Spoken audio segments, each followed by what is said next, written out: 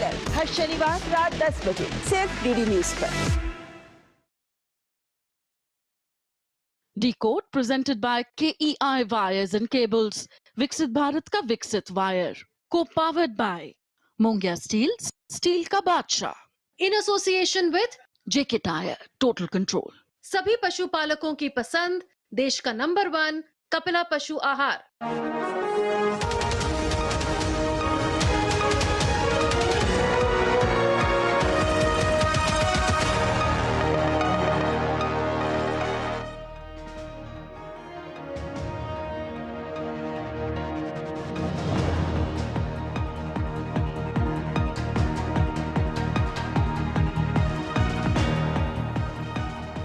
नमस्कार, मैं हूं सुधीर चौधरी और डिकोड में आपका स्वागत है। तो आइए आज की खबरों को आपके लिए डिकोड करते हैं।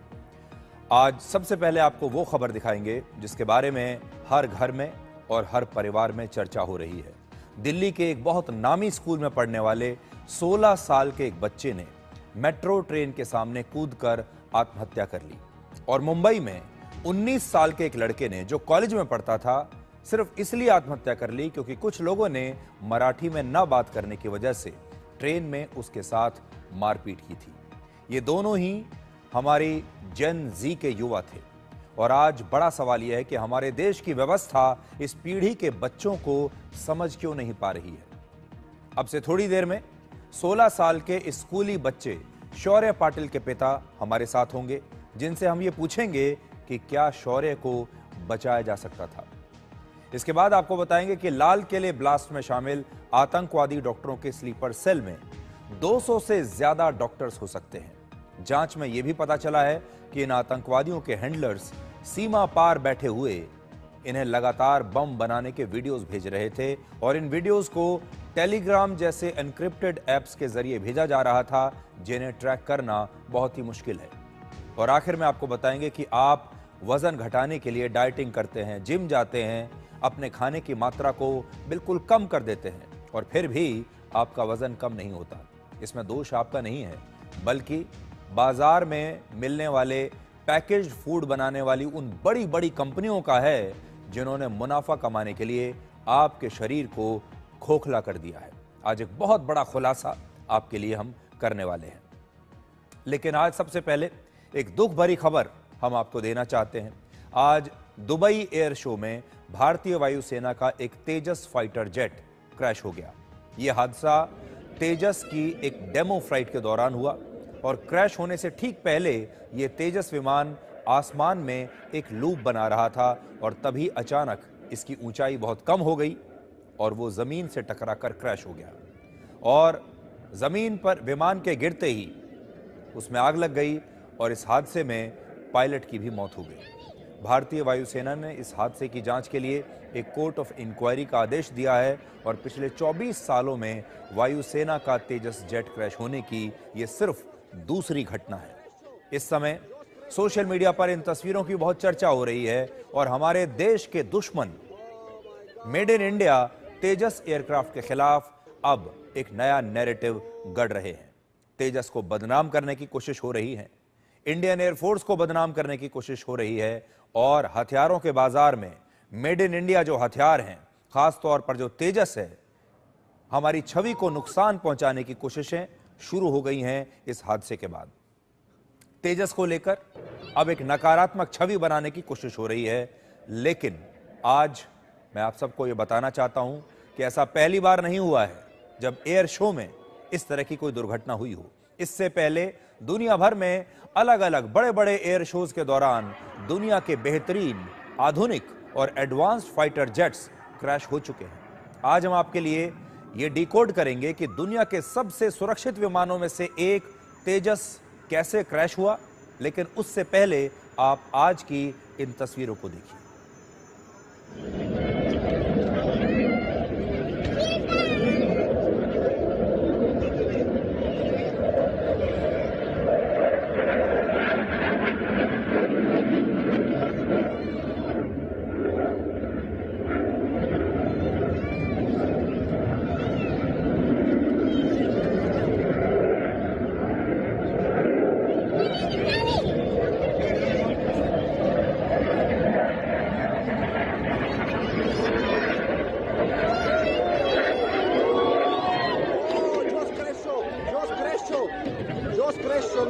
show. Oh, flight crash, aircraft crash. Oh my God. Oh,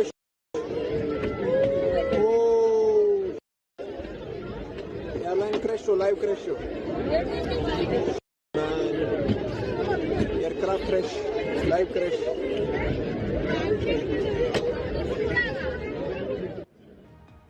crash होने से ठीक पहले ये तेजस विमान आसमान में उड़ान भरते हुए एक खास तरह से अपनी टेक्नोलॉजी का प्रदर्शन कर रहा था और अलग अलग तरह के करतब दिखा रहा था और ये आसमान में एक लूप बना रहा था जिसे कहते हैं सर्कुलर लूप। और ये कुछ ऐसा है मानो आसमान में ये विमान एक सर्कल बना रहा है इस तरीके से, और इसने हवा में अपना पहला लूप बखूबी सुरक्षित तरीके से बना लिया था और दूसरा लूप बनाते समय यह विमान बहुत नीचे आ गया जमीन के और फिर जमीन से टकरा गया। इस सर्कुलर लूप के दौरान पायलट के शरीर पर बहुत ज्यादा दबाव बनता है जिसे आप अंग्रेजी में नेगेटिव जी फोर्स कहते हैं, और जब आसमान में उड़ते समय विमान इतनी तेज गति से जमीन की तरफ नीचे आता है तब कई बार पायलट को दिशा भ्रम हो सकता है और पायलट्स को यह पता नहीं चलता कि जमीन किस तरफ है, आसमान किस तरफ है और जमीन से दूरी कितनी है। हालांकि पायलट्स को ऐसी किसी भी हालात का सामना करने के लिए बहुत ट्रेनिंग दी जाती है, लेकिन कई बार मैन और मशीन यानी इंसान और मशीन के बीच तालमेल में अगर जरा सी भी गड़बड़ हो जाए, जरा आधे सेकंड की भी देर हो जाए तो कई बार ये घातक हो सकती है। और जब आप आसमान में हजारों किलोमीटर प्रति घंटे की रफ्तार पर इस तरह के करतब दिखाते हैं तो आधे सेकंड की देरी भी जानलेवा हो सकती है। एविएशन एक्सपर्ट्स ऐसी संभावना जता रहे हैं कि हो सकता है कि इस तेजस एयरक्राफ्ट का पायलट भी सर्कुलर लूप से सही तरीके से बाहर न निकल पाया हो। हालांकि मैं ये बिल्कुल कहने की कोशिश नहीं कर रहा हूं कि इसमें गलती पायलट की हो सकती है या मशीन की हो सकती है। ये दुर्घटना आज ही हुई है, कुछ घंटे पहले हुई है। अभी कुछ भी कहना बहुत मुश्किल है कि इस दुर्घटना के पीछे असली कारण क्या हो सकते हैं।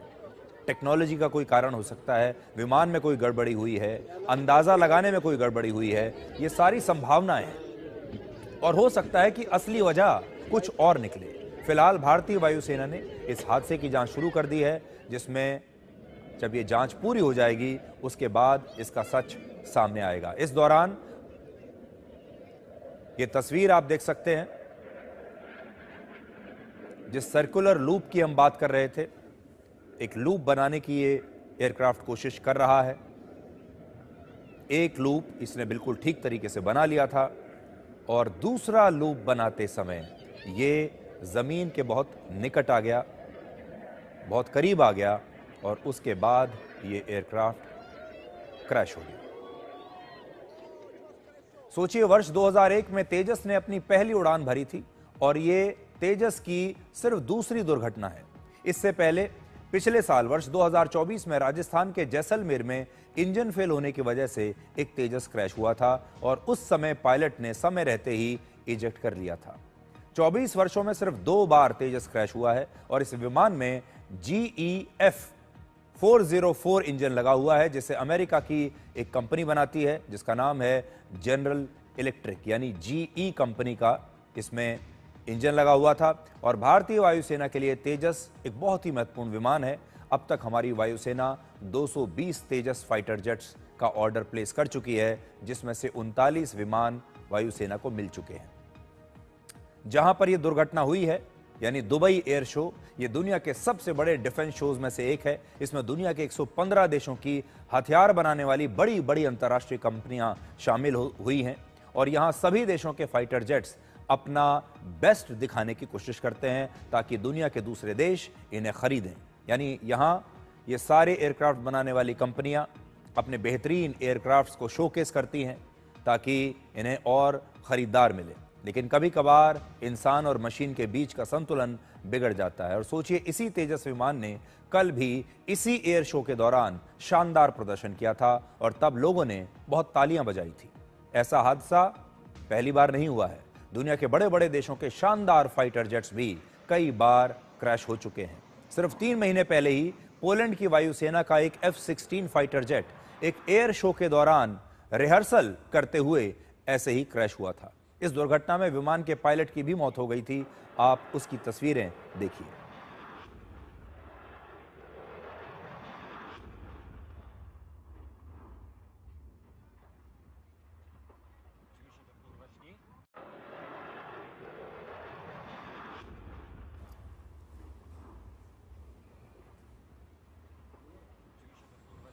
F-16 फाइटर जेट को अमेरिका की एक कंपनी बनाती है जिसका नाम है लॉकहीड मार्टिन, और अब तक 4,600 से ज्यादा F-16 बनाए गए हैं और दुनिया के 28 से ज्यादा देश इसका इस्तेमाल कर रहे हैं।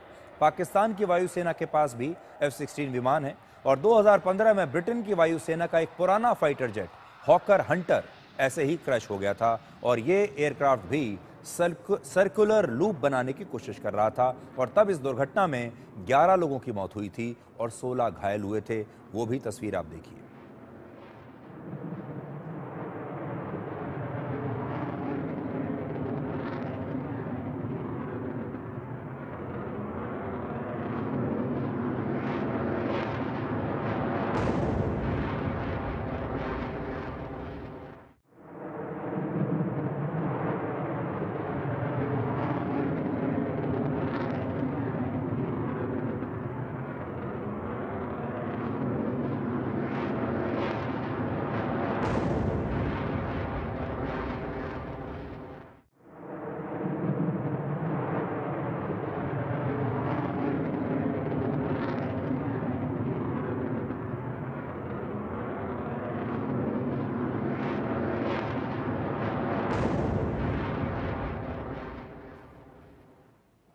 आप में से बहुत सारे लोगों ने वर्ष 2022 में फाइटर जेट्स पर बनी एक फिल्म जरूर देखी होगी जिसका नाम है टॉप गन मैवरिक।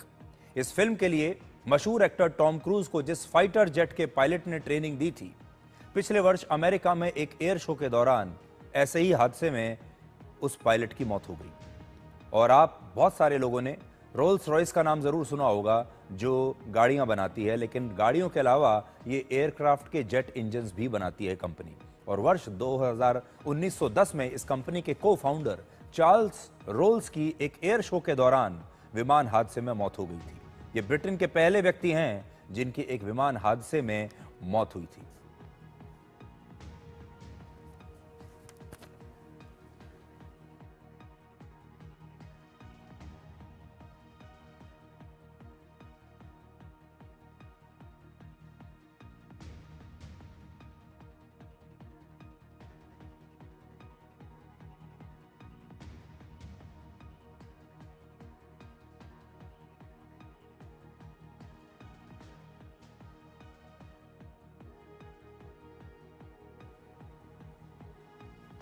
कल हमने आपको एक खबर दिखाई थी कि दिल्ली के सेंट कोलंबस स्कूल के एक छात्र ने आत्महत्या कर ली और 16 साल के इस छात्र ने अपने सुसाइड नोट में लिखा था कि उसे कैसे स्कूल में टॉर्चर किया गया था। और इस समय उसी 16 साल के छात्र शौर्य के पिता प्रदीप पाटिल हमारे साथ हैं और आज इस खबर की चर्चा हर घर में हो रही है, हर परिवार में हो रही है। और आज 16 साल के उस बच्चे के पिता हमारे साथ हैं जो अपनी कुछ बात आपसे कहने के लिए आए हैं। प्रदीप जी, मेरी संवेदनाएं आपके साथ हैं। मैं समझ सकता हूं पूरे देश में जितने भी माता पिता हैं वो आपके इस दुख को, आपके इस दर्द को समझ सकते हैं। और आपके 16 साल के बेटे को गए हुए 3 दिन हुए हैं और आज आप हमारे साथ बात करने के लिए यहां पर आए हैं। जरूर इसके पीछे कोई ना कोई मंशा होगी आपकी, जरूर इसके पीछे कोई ताकत होगी जो आपसे कुछ कहलवाना चाहती है कि आप आज टीवी पर आए हैं सिर्फ 3 दिन के बाद। तो मैं आपको आज ये कहना चाहता हूं कि देश के सारे माता पिता आज आपको सुन रहे हैं और मैं चाहता हूं कि हम सब आपका दर्द आज शेयर करें। आपको लगता है कि शौर्य को बचाया जा सकता था? बिल्कुल बचाया जा सकता था। कैसे? बिल्कुल 100%। जिस दिन ये 18 तारीख को हादसा हुआ स्कूल में, तो स्कूल छूटने के बाद दूसरे दिन बच्चों ने हमें जब ये चीजें बताई, प्लीज ऐसे फोटो थोड़ा सा ना सामने लाए तो ठीक होगा, क्योंकि मैं बात की नहीं कर पाऊंगा, मुझे दिखेगा वो। तो बच्चों ने बताया था कि वो टीचर ने इतना डांटा उसको, इतना डांटा कि वो रोने लगा था। रोने के बाद उसको बोला था, तू कुछ भी रोए ले, कुछ भी ड्रामा कर ले, हमें कुछ नहीं फर्क पड़ता। तो उसने बोला कि मैम मुझे सुसाइड जैसे थॉट्स आ रहे। जब उसने इतना भी बोला था तो पेरेंट्स को उसने हिंट दे दिया। हिंट क्या, पूरा इतना डायरेक्ट बता दिया कि मैम ऐसे थॉट्स मेरे आने लगे, इतना रो रहा था वो। तो टीचर्स ने हमें बोलना चाहिए था कि आपका बच्चा ऐसा ऐसा कह रहा है। कोऑर्डिनेटर मैडम को बोलना चाहिए था, इन्होंने समझाना चाहिए था उसको। या मेरा ड्राइवर उसको छोड़ने गया था, वो गेट के बाहर ही था, उसके बाद उन्होंने देना चाहिए था। तो ये नौबत ही नहीं आती, उसको अकेले को ऐसे थॉट आ रहे तो छोड़ना नहीं चाहिए था। और इसको अभी नहीं, पिछले 6-8 महीने से, इस साल में पूरा उसको तंग किया गया था। 5-6 महीने पहले स्कूल में भी मैं गया था, तब भी उनको बताया था कि अच्छा कुछ भी। सुधीर जी, इसकी कंप्लेंट क्या थी आप सुनोगे तो हैरान हो जाओगे। सबके बच्चे प्रदीप स्कूल जी, में मैं जाते आपको हैं। 1 मिनट के लिए रोक रहा हूं क्योंकि अभी हमें जोहानसबर्ग जाना पड़ेगा, जहां प्रधानमंत्री नरेंद्र मोदी इस समय दक्षिण अफ्रीका के जोहानसबर्ग में हैं और यहां पर प्रधानमंत्री मोदी G20 के शिखर सम्मेलन में हिस्सा लेने के लिए आए हैं। G20 देशों के जो नेताओं का सम्मेलन है उसमें शामिल होने के लिए आए हैं और प्रधानमंत्री मोदी ने ऑस्ट्रेलिया के प्रधानमंत्री एंथनी एल्बनीज के साथ मुलाकात की है और दोनों नेता बहुत गर्मजोशी के साथ मिले हैं। दोनों ने आपसी और अंतर्राष्ट्रीय हितों से जुड़े कई मामलों पर बातचीत की है। सबसे पहले आप ये तस्वीरें देखिए।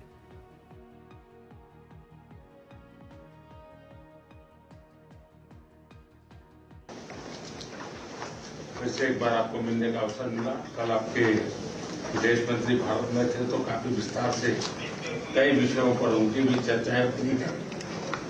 Prime Minister, it's wonderful to see you again. Can I begin by expressing my condolences to the people of India for firstly the terrorist attack at the Balfour car explosion, but also for the bus crash in Saudi Arabia that led to a loss of Indian lives. But we have much to discuss, and our relationship is very strong, never stronger in my view. I think the economic relationship we can strengthen further, and our defence and security ties are also very important going forward. And I look forward to our discussion today. I know our foreign ministers have had a very successful meeting, and I of course saw your minister in Malaysia just a short time ago, and the relationship between us as well. I think the large Indian diaspora in Australia just means those ties are so strong.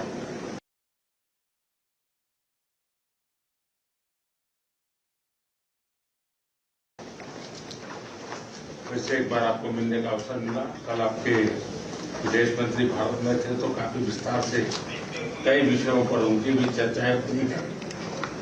Prime Minister, it's wonderful to see you again. Can I begin by expressing my condolences to the people of India for firstly the terrorist attack at the Balfour car explosion, but also for the bus crash in Saudi Arabia that led to a loss of Indian lives. But we have much to discuss, and our relationship is very strong, never stronger in my view. I think the economic relationship we can strengthen further, and our defence and security ties are also very important going forward. And I look forward to our discussion today. I know our foreign ministers have had a very successful meeting, and I of course saw your minister in Malaysia just a short time ago, and the relationship between us as well. I think the large Indian diaspora in Australia just means those ties are so strong. अब हम वापस चलते हैं शौर्य के पिता के पास, प्रदीप पाटिल, जो हमारे साथ हैं अभी।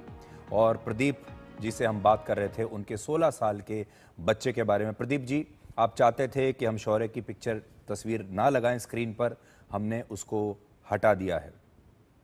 और आपसे हम ये जानना चाहते थे कि ऐसा आखिर क्या हुआ था कि 16 साल के बच्चे ने इतना बड़ा कदम उठाने के बारे में फैसला ले लिया।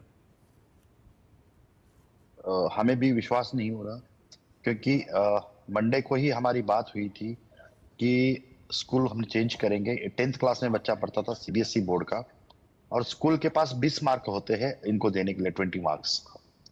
तो इसने जब मुझे ये कहा था कि मेरे को स्कूल में परेशानी कर रहे, बहुत ज्यादा टॉर्चर कर रहे, तो मैंने बोला था कि मंडे को बड़े भाई के साथ, उसके बेटे, मेरे बड़े बेटे के साथ तू 3 ऑप्शंस दे दे, उसमें हम एडमिशन ले लेंगे।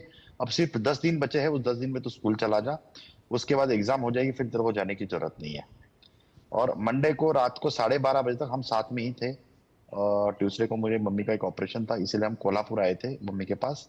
तो 12:30 बजे तक हमने डिस्कस किया था, आइसक्रीम खा ली थी साथ में। सुबह 7 बजे उठ के जब स्कूल जा रहा था, तब मम्मी को बोल के गया था कि मैं आज बाहर से खाना मंगाना है मम्मी मेरे लिए। तो इतना बच्चा, सब कुछ ओके था। 2 महीना पहले उसने सेंट कोलंबस स्कूल को रिप्रेजेंट किया था डॉन बॉस्को स्कूल में, क्योंकि ये डांसिंग और एक्टिंग में बहुत इसको इंटरेस्ट था, क्योंकि इसको करियर भी इसी में करना था। तो भी हमने इसको बोला था कि ठीक है कोई बात नहीं, वो भी करेंगे तेरे लिए। तो इतना बड़ा अच्छा, सब कुछ अच्छा था।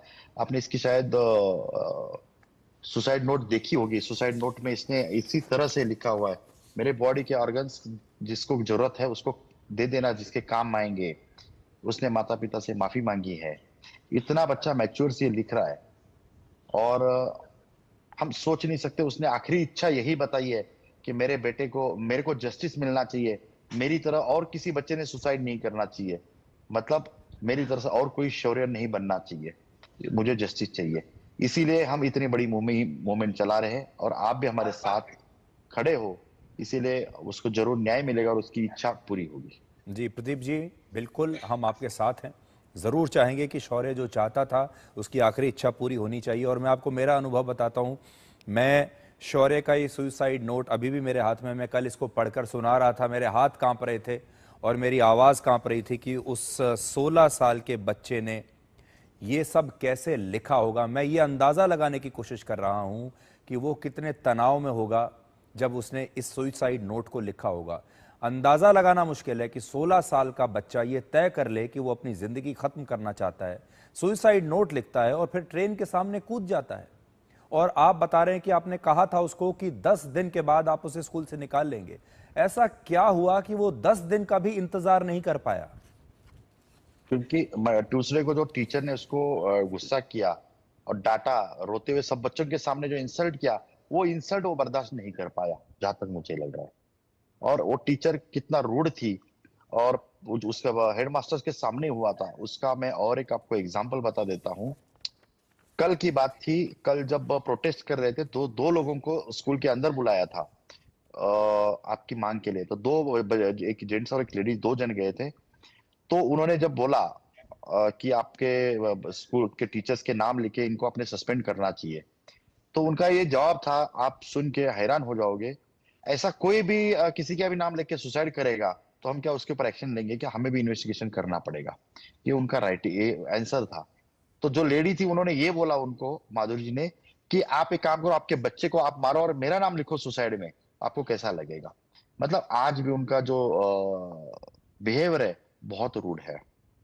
मेरे पास कोई किसी ने कांटेक्ट नहीं किया। कल शाम को, परसों शाम को 4 बजे खाली फादर्स का फोन आया था, वो भी ये आया था कि आपको कोई हेल्प चाहिए तो हमें बता दो। आज 4 दिन हो गए, हमारे साथ कोई कोऑर्डिनेशन नहीं है, कुछ भी नहीं है।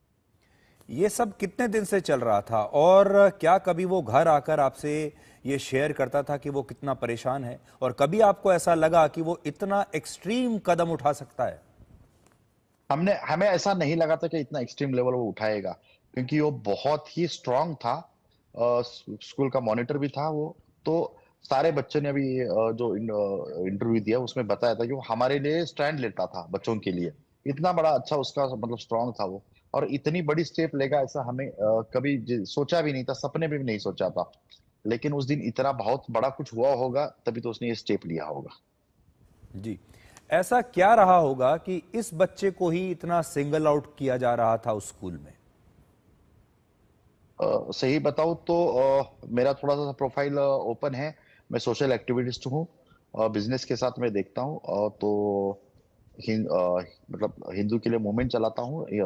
17 जनवरी 1761 के पानीपत के युद्ध में, तो उसके अगेंस्ट, उसके सोच से तो कोई ऐसा तो किया नहीं, ऐसा मुझे पता नहीं, शक भी आने लगा है, क्योंकि उसी को इतना क्यों टारगेट किया जा रहा था? जब आपका स्कूल 10 दिन बचा है तो उसको ये क्यों बोला जा रहा है कि तेरा टीसी हम तेरे हाथ में दे देंगे, तेरे को पेरेंट्स को बोला कि तेरा टीसी दे देंगे। भले इन्होंने नहीं दिया हो, लेकिन बच्चे को बोलना 10 दिन पहले एग्जाम से, तो ये बहुत ही बच्चे के मन पे कि क्या असर पड़ेगा आप समझ सकते हो।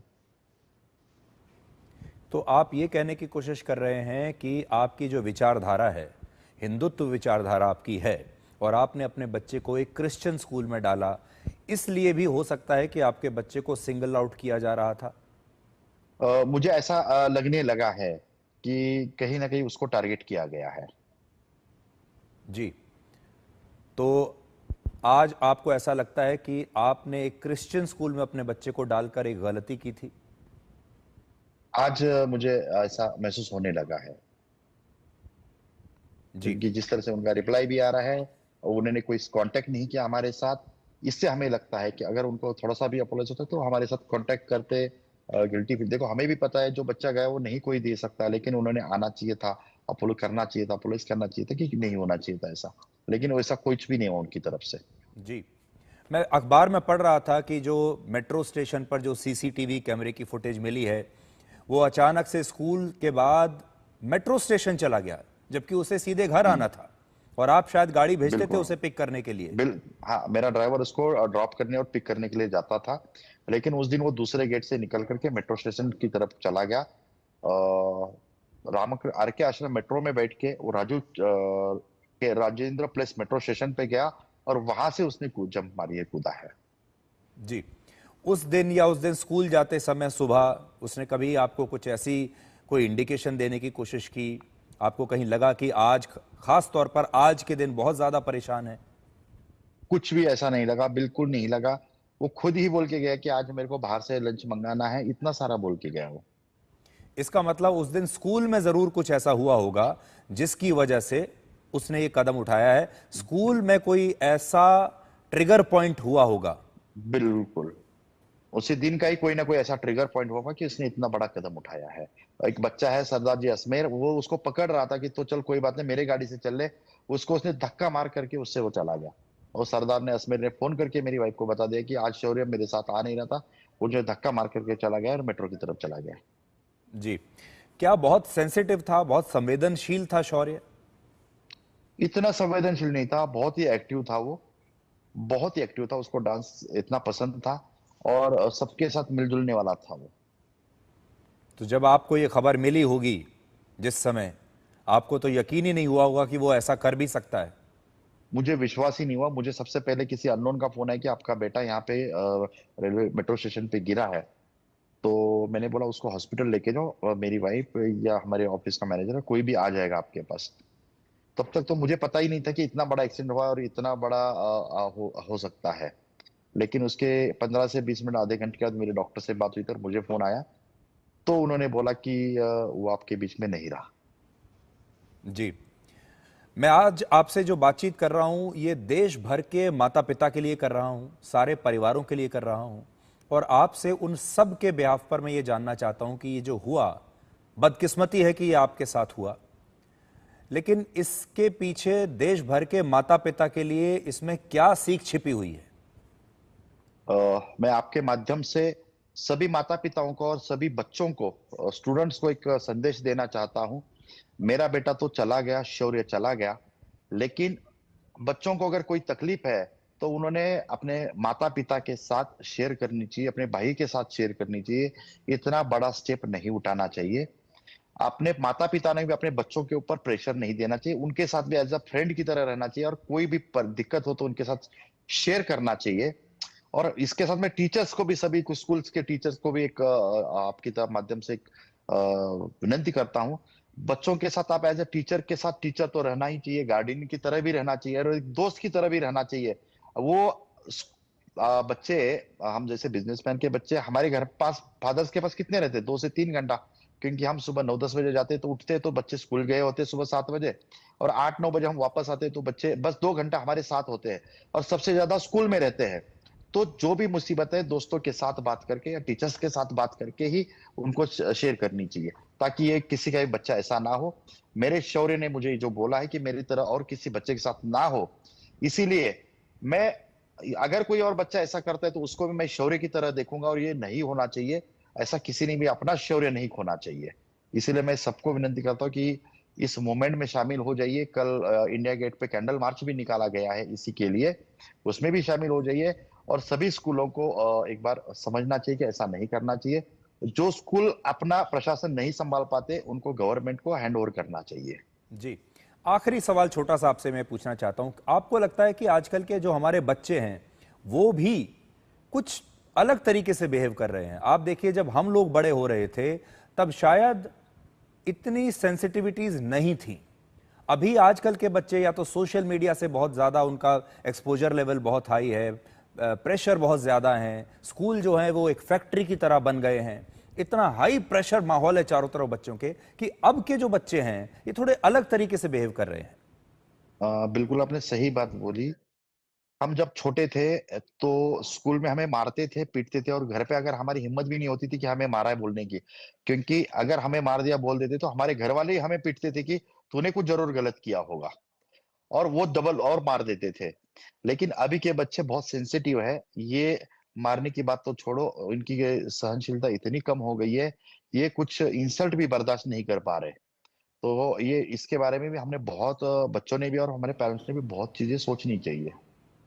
जी प्रदीप जी, आपका शुक्रिया कि ऐसे शोक के समय में भी आपने हमसे बात की, और मैं देश के लोगों के तरफ से, देश भर के माता पिताओं की तरफ से, परिवारों की तरफ से आपका धन्यवाद भी करता हूं, और आपको ये भी कहता हूं कि हम सब आपके इस दुख में आपके साथ हैं, आपके भागीदार हैं, और कोशिश करेंगे कि और कोई बच्चा हमारे देश में शौर्य की तरह ना बने। और इस बातचीत से पहले हम आपको जोहान्सबर्ग लेकर गए थे। हमने आपको बताया था कि प्रधानमंत्री मोदी साउथ अफ्रीका के दौरे पर हैं, जोहान्सबर्ग में हैं, जहां पर G20 देशों के नेताओं का समिट चल रहा है, और उन्होंने ऑस्ट्रेलिया के प्रधानमंत्री के साथ मुलाकात की। इसके अलावा प्रधानमंत्री मोदी ने नेस्पर्स ग्रुप के चेयरमैन कूज बेकर और इस ग्रुप के CEO फैब्रिसियो ब्लोइसी के साथ भी मुलाकात की है। वो तस्वीरें भी हमारे पास आ गई हैं, अब वो तस्वीरें देखिए।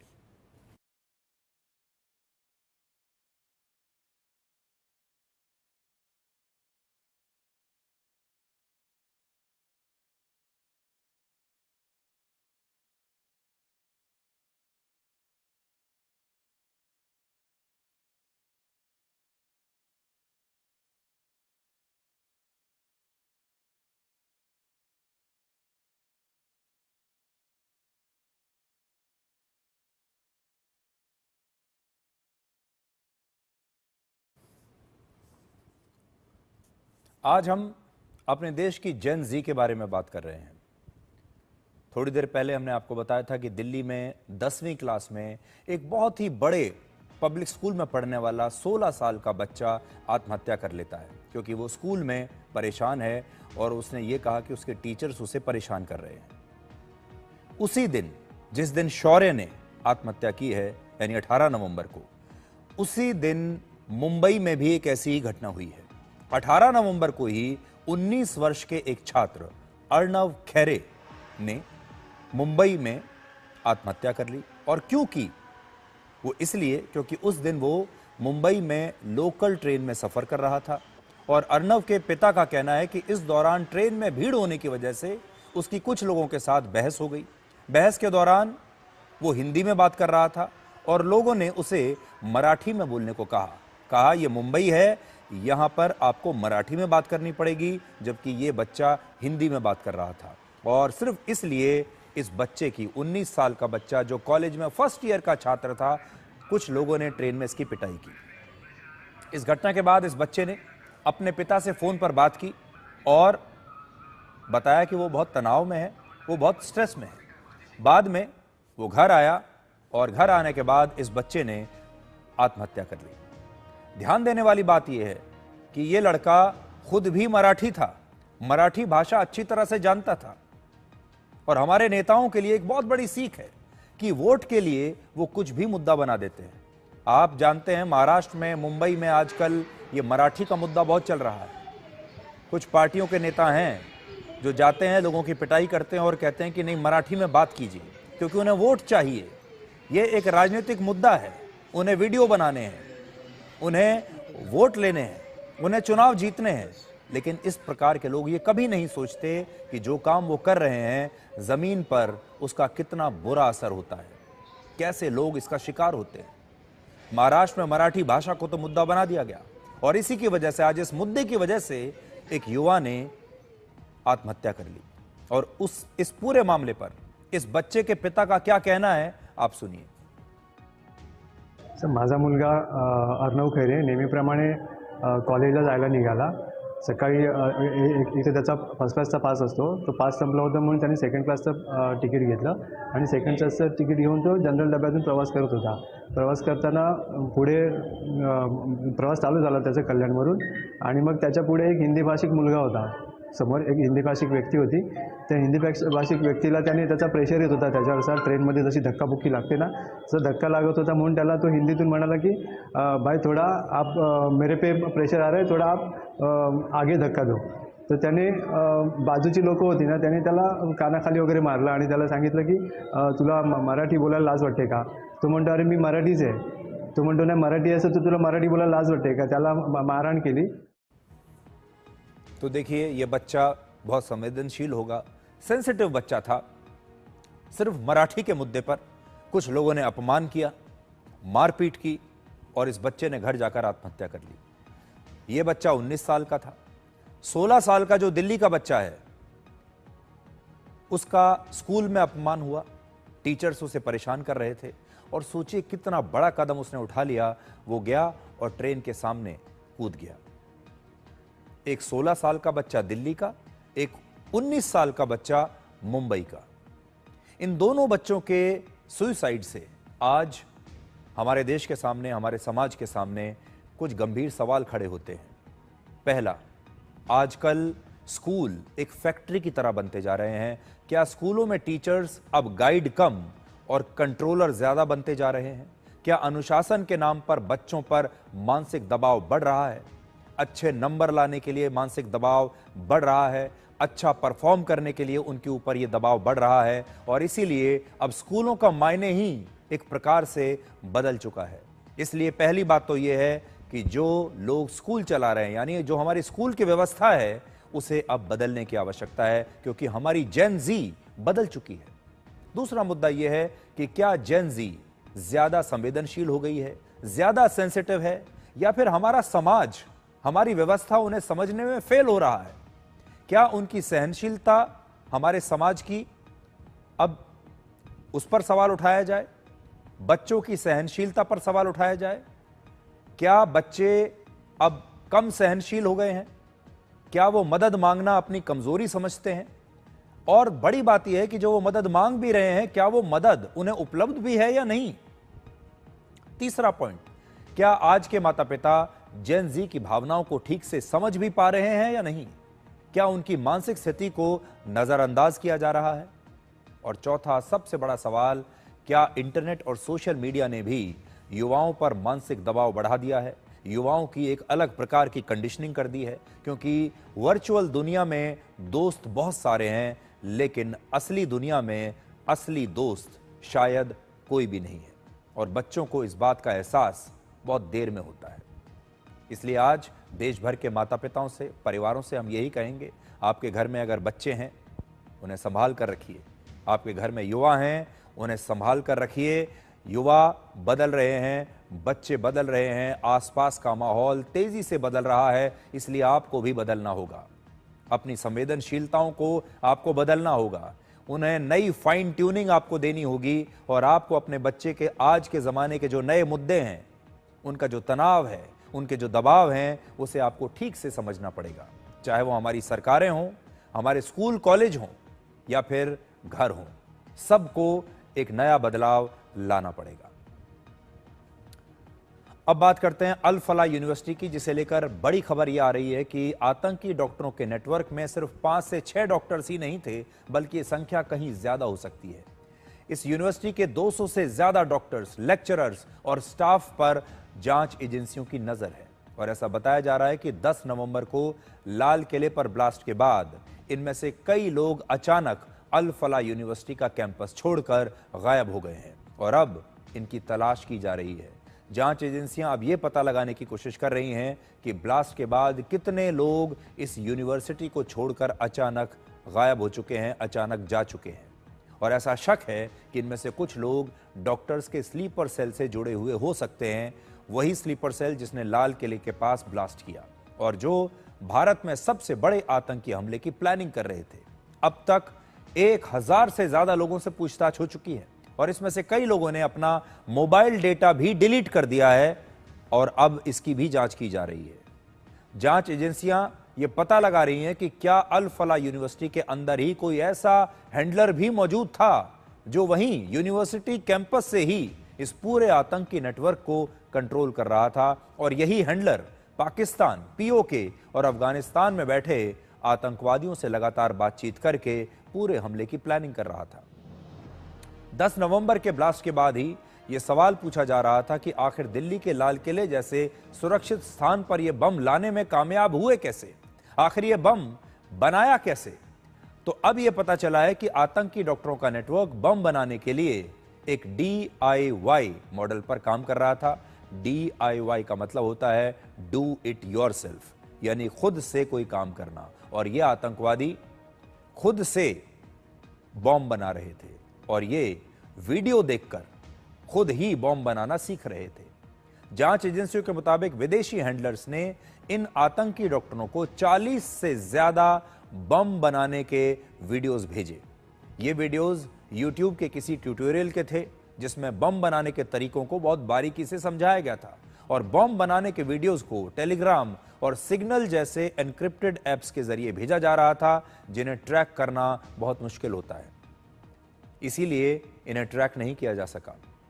इसे भारत में आतंक का नया डिजिटल DIY मॉडल आप कह सकते हैं, जिसमें बॉम्ब को एक जगह से दूसरी जगह नहीं लाया जाता बल्कि जिस जगह पर धमाका करना है उसके आसपास के इलाके में ही पहले विस्फोटक जमा किया जाता है और फिर वहीं बैठकर इस बॉम्ब को तैयार किया जाता है। और इनके संबंध दक्षिण भारत में हुए धमाकों से भी जुड़े हो सकते हैं। वर्ष 2022 में कोयंबटूर और मंगलुरु ब्लास्ट और फिर 2024 में बेंगलुरु के रामेश्वरम कैफे ब्लास्ट में इसी नेटवर्क का हाथ था। और लाल किले के घटना पर जांच एजेंसियों का मानना है कि इसकी प्लानिंग तुर्की में हुई थी। इस ब्लास्ट का मुख्य आरोपी डॉक्टर उमर उन नबी 2022 में तुर्की गया था, जहां पर सीरिया के एक आतंकवादी से उसकी मुलाकात हुई थी और वहीं पर पहली बार दिल्ली में धमाका करने की योजना बनाई गई थी। अब एक बहुत जरूरी खबर मैं आपको देना चाहता हूं। ऐसी खबरें कभी हेडलाइन में नहीं आती, ऐसी खबरों पर हमारे देश में कभी डिबेट नहीं होता, लेकिन ये वो खबर है जो असल में आपके साथ सबसे ज्यादा जुड़ी हुई है। और ये खबर है आपके खाने में हो रही मिलावट की, जो आपके शरीर को बीमार कर रहा है।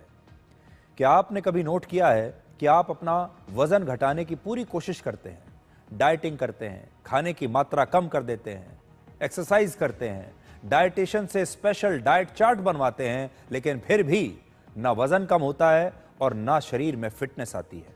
कुछ महीनों तक कोशिश करने के बाद आप अपने आप को ही दोष देने लगते हैं और फिर निराश होकर बैठ जाते हैं। लेकिन अपने आप को दोष मत दीजिए, इसका असली कारण आप नहीं, आपका शरीर नहीं, बल्कि फूड माफिया है। आप बाजार से जो दूध, दही, पनीर, बिस्किट, नमकीन, ब्रेड, सीरियल्स, पैक्ड मिठाइयां, जूस और कोल्ड ड्रिंक सहित जितना भी पैकेज्ड स्नैक्स या पैकेज्ड फूड खरीदते हैं, वो बड़ी बड़ी कंपनियों की फैक्ट्रीज में सिर्फ मुनाफा कमाने के लिए बनाया जाता है। और खाने की इन चीजों में असली अनाज के बदले ऐसा सस्ता और घटिया अनाज इस्तेमाल होता है जिसमें बहुत सारे केमिकल्स पहले से ही मिले होते हैं। फ्लेवर्ड योगर्ट यानी बाजार में मिलने वाली दही, जिसे आप हेल्दी समझकर खाते हैं, लेकिन इसमें असली दूध के साथ स्टार्च, आर्टिफिशियल फ्लेवर और ऐसे प्रिजर्वेटिव्स मिले होते हैं जिसकी वजह से ये एक स्लो पॉइजन यानी धीमा जहर बन जाता है। और ऐसी चीजों को खाकर हमारी पूरी की पूरी पीढ़ियां बीमार हो रही हैं। इन्हें अल्ट्रा प्रोसेस्ड फूड कहते हैं। आसान भाषा में ये वो खाना है जिसे बहुत ज्यादा प्रोसेस करके फैक्ट्रीज में तैयार किया जाता है। ऐसा दूध, ऐसा दही, ऐसा पनीर, ऐसे खाने पीने की चीजें जो फैक्ट्री में बन रही हैं, इनमें इनका रंग, इनकी खुशबू और इनका स्वाद बढ़ाने के लिए पाम ऑयल सहित बहुत तरह के केमिकल्स मिलाए जाते हैं। और ऐसा खाना मोटापा, दिल की बीमारियां, डायबिटीज, हाइपरटेंशन, डिप्रेशन और अचानक मौत जैसी कई बीमारियों की वजह बन चुका है। यानी ये खाना आपके शरीर को धीरे धीरे खोखला कर देता है। इस समय हमारे घरों में खाना पकाने का पारंपरिक तरीका अब खत्म हो रहा है और बनी बनाई चीजें बाजार से खरीदी जा रही हैं। आपके रसोई में जो सामान है भी, उसमें से भी ज्यादातर वही है जो बाजार से पैकेट में आ रहा है, जो प्रोसेस्ड फूड है। यानी फटाफट काम करने का तरीका अब हमारी रसोई तक पहुंच चुका है और अब रसोई में भी हम जल्दबाजी में जल्दी जल्दी खाना बनाने के चक्कर में प्रोसेस्ड फूड को खाना समझकर खा रहे हैं। और आप ऐसा खाना जितना ज्यादा खाते हैं, बड़ी बड़ी कंपनियों का मुनाफा उतना ही ज्यादा बढ़ता है और आपका शरीर उतना ही खोखला होता है। द लैंसेट की एक नई रिपोर्ट में नेस्ले, पेप्सिको, यूनिलीवर और कोका कोला जैसी कंपनियों का नाम लिखा गया है। और ये जो खबर मैं आपको बता रहा हूं, ये लैंसेट की एक नई रिपोर्ट के आधार पर बता रहा हूं। लैंसेट की नई रिपोर्ट कहती है कि दुनिया की ये बड़ी बड़ी कंपनियां कुछ इस प्रकार से इन अल्ट्रा प्रोसेस्ड फूड्स को बनाती हैं कि लोगों को इन्हें खाने की आदत लग जाती है और फिर वो इस आदत को छोड़ नहीं पाते। आपने भी देखा होगा, बहुत सारी चीजें ऐसी हैं कि आप एक बार खाना शुरू करते हैं तो खाते ही चले जाते हैं जब तक कि वो पूरा पैकेट खत्म ना हो जाए और फिर आपको इस खाने की लत लग जाती है। ये कंपनियां जानबूझकर ये खाने के सामान को इस प्रकार से तैयार करती हैं कि आपको लत लगे।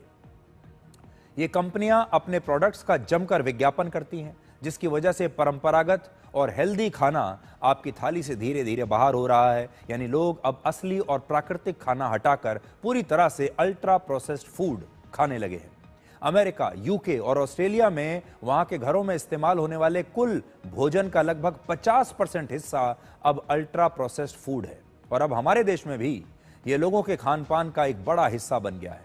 ऐसे खाने में नकली स्वाद, आकर्षक रंग और आर्टिफिशियल फ्लेवर्स मिलाकर इसकी ऐसी पैकेजिंग की जाती है जिसे देखकर आप इसे खाने से खुद को रोक नहीं पाते।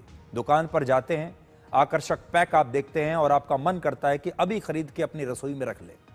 लेकिन समस्या यह है कि इन्हें बनाने वाली कंपनियों को लोगों की सेहत की कोई परवाह नहीं और ये कंपनियां इस खाने को बेच बेच कर लाखों करोड़ों रुपए कमा रही हैं। आपको जानकर हैरानी होगी कि हमारे देश में वर्ष 2024 में यानी पिछले साल अल्ट्रा प्रोसेस्ड फूड बनाने वाली 4 बड़ी कंपनियों ने मिलकर 1 लाख करोड़ रुपए से ज्यादा की सेल की है। 1 लाख करोड़ रुपए। और इन कंपनियों का इस तरह का भोजन बनाकर बनाकर बेचने का जो मुख्य उद्देश्य होता है वो है सिर्फ और सिर्फ मुनाफा।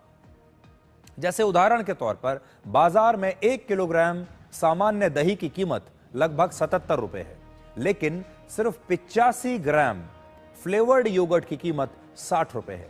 यानी एक सामान्य दही जैसे ही एक फ्लेवर्ड योगर्ट बनती है, उसको तब्दील किया जाता है एक फ्लेवर्ड योगर्ट में, इसकी कीमत हो जाती है 77 रुपए से बढ़कर 700 रुपए प्रति किलो। इसकी कीमत 9 गुना ज्यादा बढ़ जाती है। इसी तरह 1 किलोग्राम आलू की कीमत 40 रुपए के आसपास है, लेकिन इसी आलू से बने सिर्फ 52 ग्राम चिप्स की कीमत 20 रुपए है।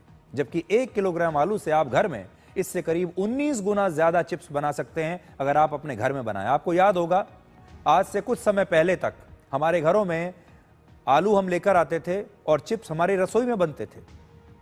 सारे जो स्नैक्स आज आप पैकेट के स्नैक्स खाते हैं वो सब हमारे घरों में बना करते थे। एक और उदाहरण से आपको बताते हैं। बाजार में कॉर्न लगभग 60 रुपए प्रति किलोग्राम है, लेकिन इससे बने करीब 500 ग्राम कॉर्नफ्लेक्स की कीमत 171 रुपए है।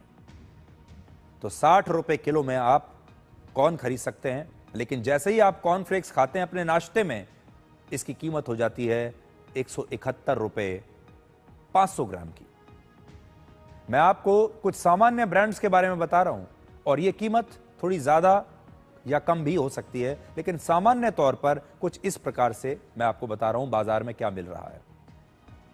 और ऐसे ही केमिकल से भरे और प्रोसेस्ड खाने की वजह से अब आपके शरीर पर दवाओं का असर नहीं हो रहा, या असर होना खत्म हो गया है, बहुत कम हो गया है, क्योंकि आपके शरीर को आजकल पोषक तत्व मिलने बंद हो गए हैं।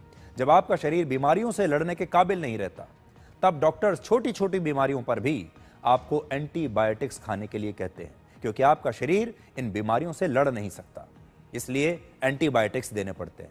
द लैंसेट की एक और रिपोर्ट कहती है कि हमारे देश में 83% लोगों पर एंटीबायोटिक दवाएं असर नहीं करती। 83% जो मरीज हैं, जो अस्पताल में जाते हैं, डॉक्टर के पास जाते हैं, उन पर एंटीबायोटिक्स असर ही नहीं करती। इस मामले में भारत के लोग पूरी दुनिया में नंबर 1 पर हैं और इनमें ज्यादातर 30 से 40 साल के युवा हैं, जबकि इटली में ऐसे लोगों की संख्या 31.5%, अमेरिका में 20% और द नेदरलैंड्स में सबसे कम यानी सिर्फ 11% है।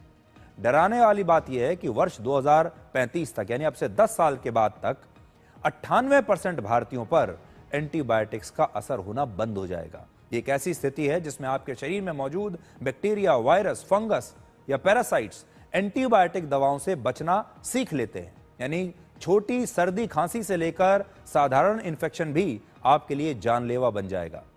इसकी 2 बड़ी वजहें होती हैं कि आपके शरीर में ये क्यों हो रहा है। पहली, एंटीबायोटिक दवाओं का जरूरत से ज्यादा इस्तेमाल, और दूसरा, खेतीबाड़ी और पशुपालन में केमिकल्स और फर्टिलाइजर्स का उपयोग, जिसकी वजह से जो भी खाना आप खा रहे हैं, ये केमिकल्स और फर्टिलाइजर्स आपके शरीर में जा रहे हैं। पिछले कुछ समय में हमारा खान पान बिल्कुल बदल गया है। पहले हम दूध खरीदते थे तो दूध वाले से पूछते थे कि दूध में पानी तो नहीं मिलाया, लेकिन अब वो सवाल बदल चुका है। अब हमें दूध वाले से पूछना चाहिए कि दूध में केमिकल्स की मात्रा कितनी है। आज दूध वाला अगर पानी मिला दे तो कोई बात नहीं, हमें खुश होना चाहिए कि पानी ही मिलाया है, लेकिन अब तो पता नहीं क्या क्या मिलाया जा रहा है। क्या आपने कभी ये जानने की कोशिश की है कि जिस डेयरी से आप दूध लेते हैं वो अपनी गाय और भैंस को क्या खिला रहा है?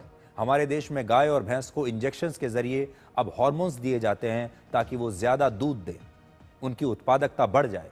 खेतों में जो अन्न पैदा हो रहा है उसमें फर्टिलाइजर्स और पेस्टिसाइड्स डाले जाते हैं जिससे पैदावार बढ़ जाए। अब इन सब को लेकर हमारे देश में कानून तो हैं, लेकिन उनका पालन कोई नहीं करता। इन सब की वजह से खाने पीने की चीजों की क्वांटिटी तो बढ़ रही है, संख्या बढ़ रही है, उत्पादन बढ़ रहा है, लेकिन क्वालिटी बहुत खराब हो गई है। इसलिए आजकल हम जो भी खा रहे हैं, चाहे हरी सब्जियां हो, फल हो, दही हो, दूध हो, आपके शरीर पर उनका कोई असर होता ही नहीं है। उस खाने का जो चरित्र है वो आपके शरीर पर कोई असर नहीं डालता, और इसकी वजह से हमारे देश की कई पीढ़ियां बर्बाद हो गई हैं। तो हमारे देश की सरकारों को अब इस मामले पर कड़े कानून लाकर इस मिलावट को तुरंत रोकना चाहिए। अगर आप बड़े बड़े देशों में देखेंगे, विदेशों में जाएंगे, यूरोप में जाएंगे, तो वहां पर इस प्रकार के खाने को लेकर बहुत कड़ी पाबंदियां हैं, और इसीलिए जो बड़ी बड़ी मल्टीनेशनल कंपनियां हैं जो इस तरह के प्रोसेस्ड फूड को बेचती हैं, इन पर यूरोप में रोक लग जाती है कि आप ये खाना, ये पैकेट, ये प्रोडक्ट यूरोप में नहीं बेच सकते, क्योंकि वहां के लोगों की सेहत खराब हो जाएगी, और तब वो भारत जैसे बाजारों में आते हैं और फिर उसी सामान को हमारे यहाँ बेचते हैं, क्योंकि यहाँ पर कोई रोकने वाला नहीं है। अब आपके लिए समस्या ये हो जाएगी कि आप फिर ये सब छोड़ देंगे तो आप खाएंगे क्या, क्योंकि हर चीज में ही मिलावट है, हर चीज में ही केमिकल्स मिले हुए हैं, तो फिर आप खाएंगे क्या? थोड़ा मुश्किल है इसका इलाज, लेकिन मैं आपसे फिर ये कहूंगा कि आज से 20-30 साल पहले, 50 साल पहले हमारे देश की जो रसोइयाँ हुआ करती थी, जहाँ पर एक प्राकृतिक तरीके से खाना बनता था, आप रसोई में पका हुआ खाना खाते थे तीनों समय, आपको आज भी वैसा ही करना पड़ेगा अगर आपको अपने शरीर को बचाना है तो। अब एक छोटे से ब्रेक के बाद आपको बताएंगे कि कैसे मीडिया अब दुष्प्रचार का एक बड़ा और ताकतवर हथियार बन गया है।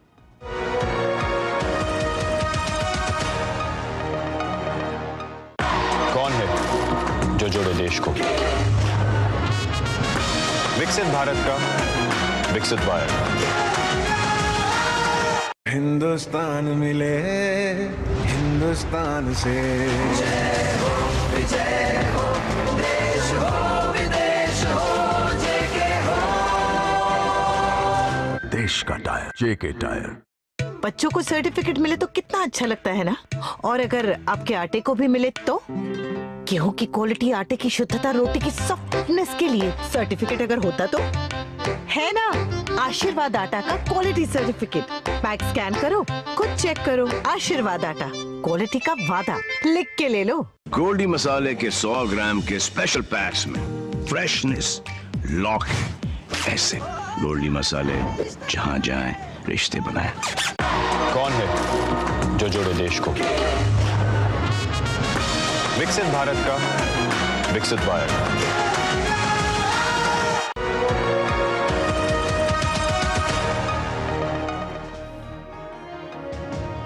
और अब हम मार्केटिंग और प्रोपेगेंडा वाले मीडिया को आपके लिए डिकोड करेंगे। आजकल राष्ट्रीय और अंतर्राष्ट्रीय मीडिया में लोगों की मार्केटिंग करने और खबरों का प्रोपेगेंडा फैलाने की एक होड़ लगी हुई है। सबसे पहले आप इन दो तस्वीरों को देखिए। एक तस्वीर जन स्वराज पार्टी के नेता प्रशांत किशोर की है, जो पिछले 6 महीने से बिहार में मीडिया के सबसे पसंदीदा चेहरा बने हुए हैं, लेकिन चुनाव में इन्हें एक भी सीट नहीं मिली।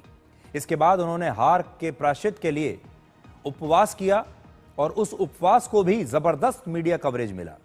दूसरी तस्वीर न्यूयॉर्क के मेयर जोहरान ममदानी की है, जिन्हें दुनिया भर की मीडिया में कवरेज मिल रहा है। जोहरान ममदानी को ऐसे पेश किया गया जैसे वो न्यूयॉर्क नहीं बल्कि आधी दुनिया का भाग्य बदलने वाले हैं। आज प्रशांत किशोर के पास एक भी विधायक नहीं, एक भी सीट नहीं, लेकिन उन्हें बिहार के मुख्यमंत्री नीतीश कुमार के बराबर या उससे कहीं ज्यादा मीडिया में जगह मिलती है। जोहरान ममदानी अमेरिका के एक शहर के मेयर हैं, लेकिन मीडिया में उन्हें जगह अमेरिका के राष्ट्रपति डोनाल्ड ट्रंप के बराबर मिल रही है। आप सोचिए, न्यूयॉर्क के मेयर का चुनाव है और हमारे देश में उसकी चर्चा हो रही है, और इस चुनाव में उनकी जीत हमारे देश के सोशल मीडिया पर ट्रेंड करती है। प्रशांत किशोर की हर मामूली सी बात को जिस तरह बढ़ा चढ़ाकर पेश किया जाता है, लगता है मानो बिहार के सामने यही सबसे बड़ा मुद्दा है। दरअसल आज का मीडिया खबरें दिखाने में से ज्यादा किरदार गढ़ने पर काम कर रहा है। मीडिया को जब कोई खास चेहरा और विचारधारा पसंद आ जाता है तो फिर दिन रात वो इस विचारधारा के पोस्टर बॉयज की तलाश करते हैं और फिर उसी चेहरे की चर्चा होती है, उस चेहरे के इंटरव्यूज होते हैं, हर तरीके से उसकी ब्रांडिंग की जाती है। और आज लोगों को ये बताया जा रहा है मीडिया के जरिए कि उन्हें क्या देखना चाहिए, उन्हें क्या करना चाहिए, उन्हें क्या किसको वोट देना चाहिए, और एक तरीके से मीडिया के जरिए आपके दिमाग की कंडीशनिंग की जा रही है। आपको क्या देखना है, क्या सुनना है, आपके लिए कौन सा बड़ा नेता होना चाहिए, कौन सा छोटा नेता होना चाहिए, कौन सा मुद्दा बड़ा है, कौन सा मुद्दा छोटा है।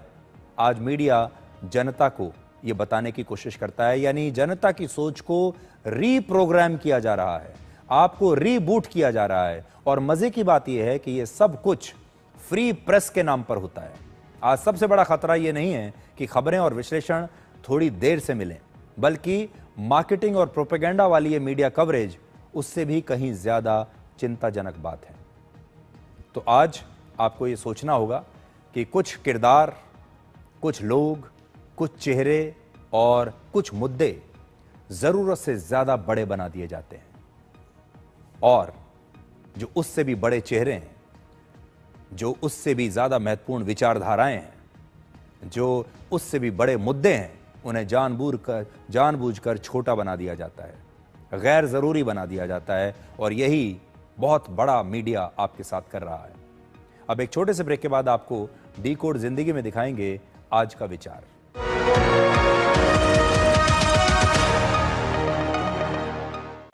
कौन है जो जोड़े देश को? विकसित भारत का विकसित वायर। इस देश की हर माँ, बच्चे, बूढ़े, जवान, खिलाड़ी, डॉक्टर, इंजीनियर, सबको गाय भैंस की दूध की शक्ति पर भरोसा है। पर जब इन पशुओं को कपिला पशु आहार मिलेगा, तभी तो दूध सिर्फ ज्यादा ही नहीं, शक्ति से भरपूर भी होगा। कपिला पशु आहार, देश का नंबर 1 पशु आहार। This is no ordinary sky. This is where legends are born.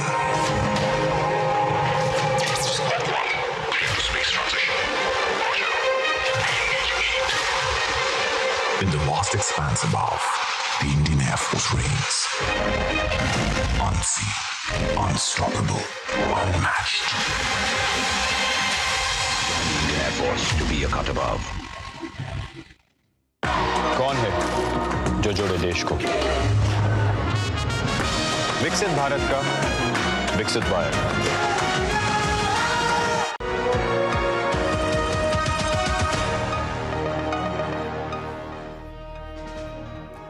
तो आज के लिए डिकोड में इतना ही। अब आपसे हमारी अगली मुलाकात होगी कल रात 9 बजे। तब तक आप खुश रहिए, सुरक्षित रहिए, स्वस्थ रहिए। और सुखी रहने का फॉर्मूला ये है कि अंत ही आरंभ है, इच्छा ही लालच है, समझ ही ज्ञान है, अपेक्षाएं ही दुख हैं और एकांत ही सुख है। नमस्कार।